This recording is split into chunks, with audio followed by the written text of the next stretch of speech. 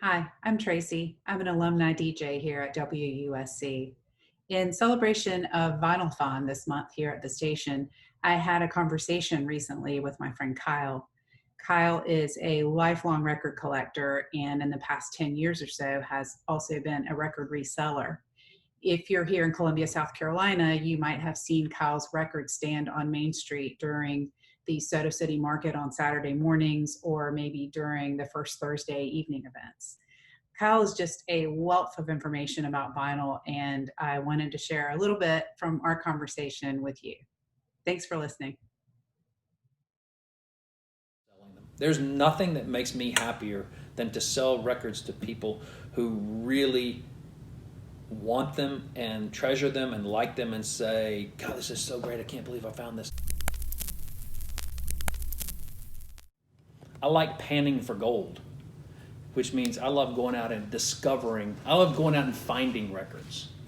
I like going out and finding records that either I want to listen to or records that I might not have as nice of a copy to, or a record that is like stupid valuable that I just find, for $1 or $2 or whatever, or just something that's interesting. So that's why I end up with. I tell people all the time that there's a fine line between hoarding and collecting, and I walk that line every day. This is valuable to me because I freaking love John Denver, and I'm now old enough that I can admit it without being shamed by anyone other than my wife. Oh my gosh, do I love Steely Dan. Love, love, love. A lot Left on an Island, gotta have this kind of stuff. So in terms of what I buy, I'm just trying to look to see what's down here. Me and, 40 million other people, gotta have it. So what I buy, number one, is what I love. So love is the top one. The next one after that is then really condition and other people's love. So if it's something that I know that other people really like and it's in great condition, then I'll snap it up. You can't believe how fast it sells. I mean, if you have a Fleetwood Mac Rumors, it will not last half of a day at my record stand.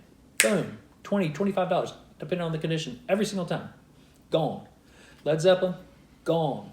The Beatles, pretty fast. Pink Floyd, before you get there, it's gone. You don't know how. You sold it. It's crazy. I'm at the end of a long day of garage sailing in Memphis at my parents' house. And I'm literally 3 blocks from home. And I see garage sale, and I was like, ooh, one more. Wheeled in. And I go back, and it's like 12:30. I've been out garage sailing for like 3 hours or more, or 11:30, something like that. And I asked, are you selling any records? And I always ask if people are selling records if they don't have any out. I always say, you got any old records you want to sell?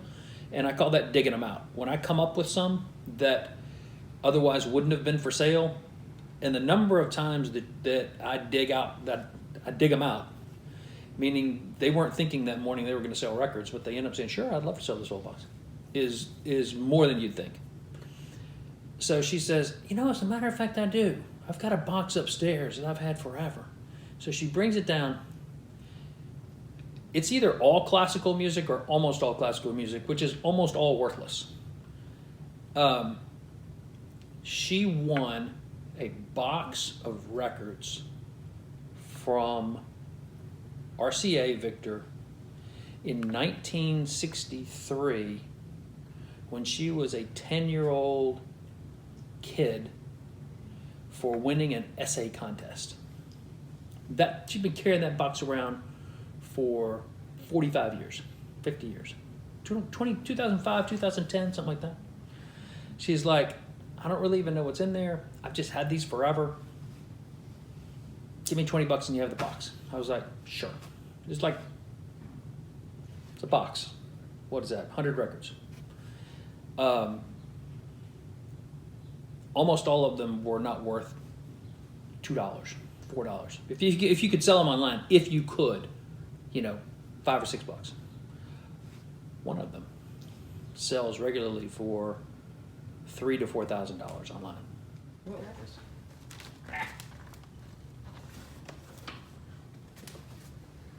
the Royal Ballet, Gala Performance, Living Stereo, Ernst Ansermet, and this one is the original pressing, never been played, and the records in the trail off read 1A, 1A, 1A, 1A. People who collect records will know what that means.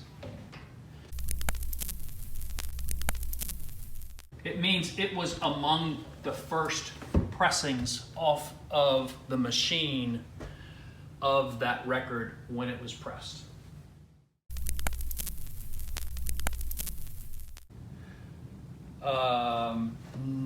9 or 10,000 albums,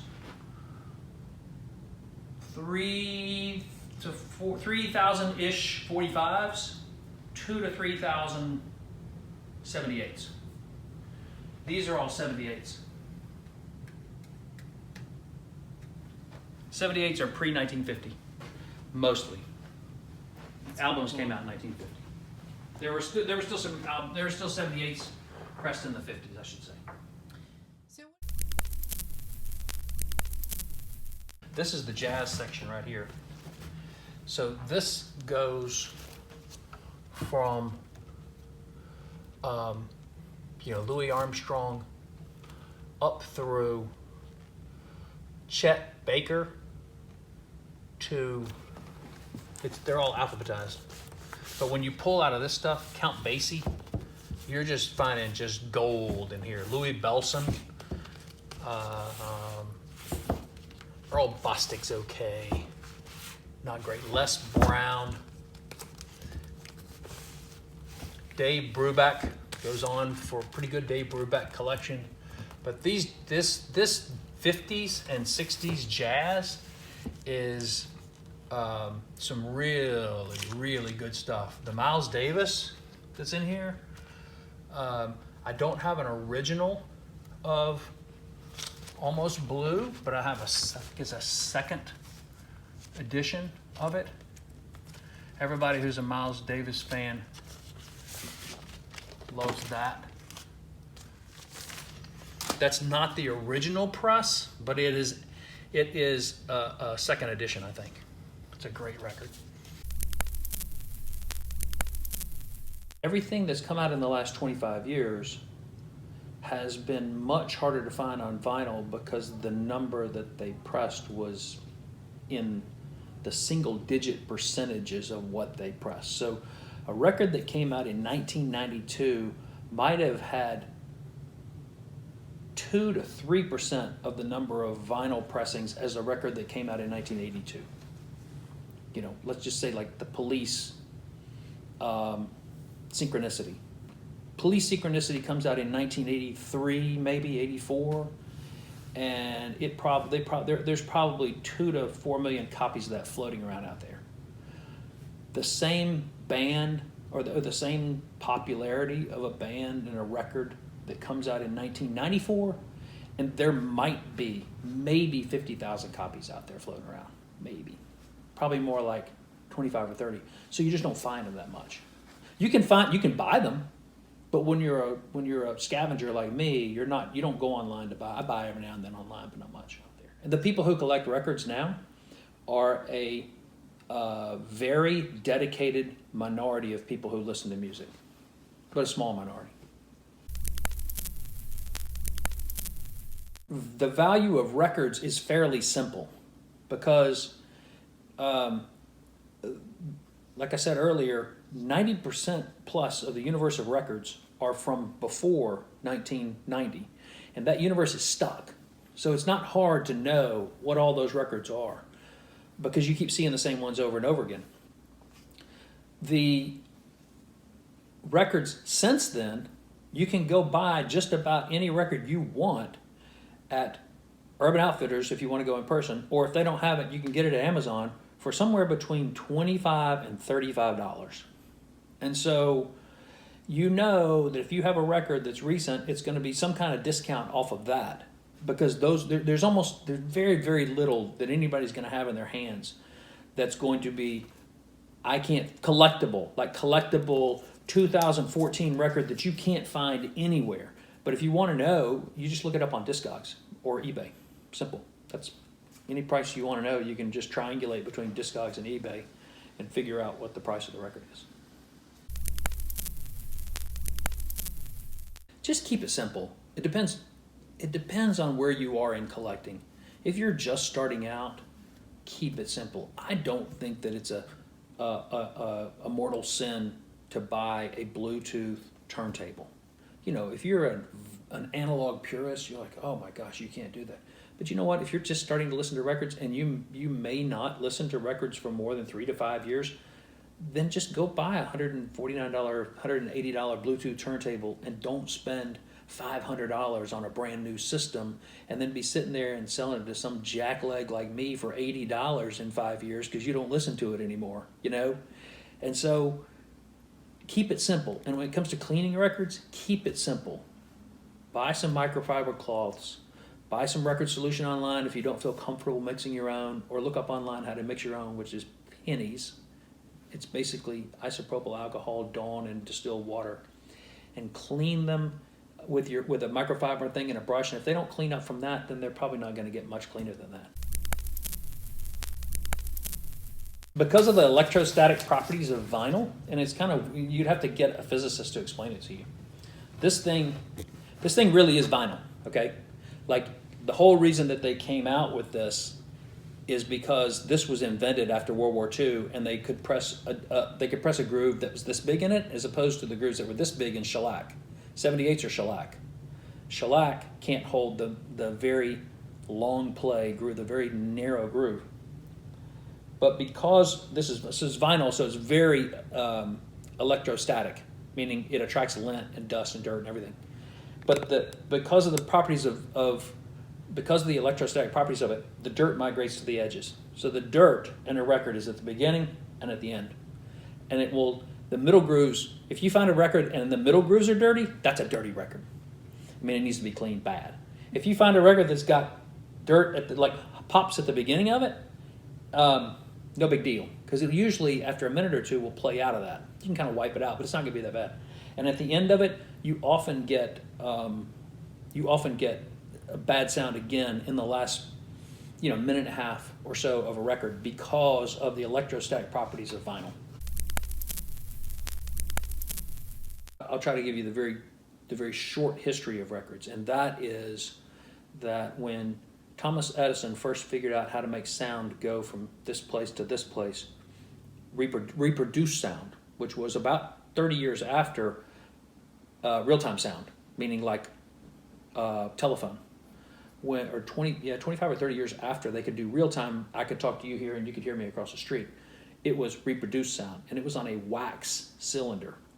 And that cylinder was the quote-unquote state-of-the-art in the 1890s and on up into the early 1900s until the RCA company, which was here in America, because the cylinder technology came out of Germany, or was developed in Germany. The RCA company figured out that it was a lot more convenient to have them on platters. And so the first platters came out, and the platters beat out the cylinder. And that was really the first beta versus VHS fight. So the cylinders faded out, the platters fade in. The platters are made of shellac. Got a whole mess of them over there. They break. Like, simply, you just tap them on that glass and they shatter. These things don't break. People think these things break. Vinyl doesn't break. I think it does. There it goes, it broke. But I mean, you're not going to break it easily. So there's your Rod Stewart for the day, which is a great Rod Stewart record, by the way. It was. The wax platters, the 78s, were dominant from 1905 until 1948. That's a long run. That's 43 years of a technology that was dominant.